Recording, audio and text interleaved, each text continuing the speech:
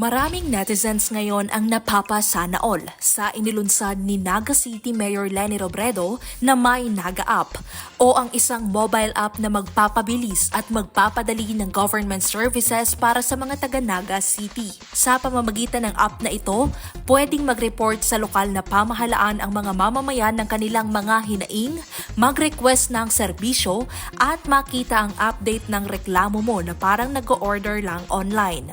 Sa may Naga App, pwedeng ma-access ang mga mahalagang serbisyo ng LGU, tumawag sa emergency hotlines, magbayad ng buwis, kumuha ng permit, mag-request ng tulong medikal, at mag-report ng mga problema sa lugar gaya ng sirang streetlights, sirang kalsada o iba pang issue. Makikita rin dito ang mga tourist spots na pwedeng puntahan, latest news tungkol sa Naga City at mga proyekto ng lungsod kalakip ang Transparency Report.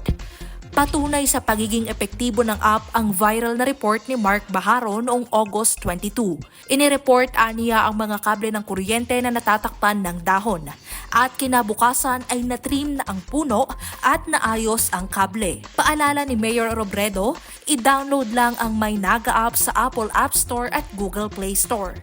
At huwag mag-download sa third-party websites para iwas scam at phishing.